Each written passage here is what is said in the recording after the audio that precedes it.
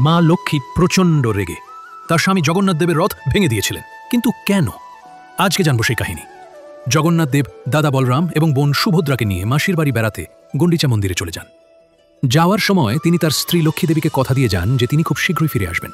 কিন্তু ৩-৪ দিন কেটে গেল, এখনও জগন্নাথ দেব ফিরল না। দেখে জগন্নাথ দেব ঠিক আছেন কিনা সেই চিন্তায় পরের দিনই তিনি গুন্ডিচাতে যাওয়ার জন্য যাত্রা শুরু করেন। কিন্তু যাত্রাপথেই তিনি খবর পান জগন্নাথ দেব মহা আনন্দে দাদা এবং বোনের সাথে স্ত্রীকে ভুলে গুন্ডিচায় দিন কাটাচ্ছে। তাই তিনি প্রচণ্ড রেগে যান। মা লক্ষ্মী এতটাই রেগে যান যে মা লক্ষ্মীর রাগ সহ্য করার ক্ষমতা কারুর পক্ষে সম্ভব ছিল না। তাই গুন্ডিচা মন্দিরে প্রবেশের আগে মন্দিরের দরজা নিজে থেকেই ভয়ে বন্ধ হয়ে যায়। রাগে দুঃখে অপমানে মা লক্ষ্মী বাইরে দাঁড় করানো জগন্নাথ দেবের রথে নন্দীঘোষ এক অংশ ভেঙে দেন। এই প্রথায় হেরা পঞ্চমীর দিন রথ ভঙ্গ নামে পরিচিত এবং এটি প্রতি বছর রথযাত্রার সময় পালিত হয়। এ বছর হেরা পঞ্চমীর আচার পালিত হবে 1 জুলাই। ভক্তি ভরে সকলে মিলে বলুন জয় জগন্নাথ। জগন্নাথ দেবের ভক্তরা চ্যানেলটি সাবস্ক্রাইব ও লাইক করতে ভুলবেন না।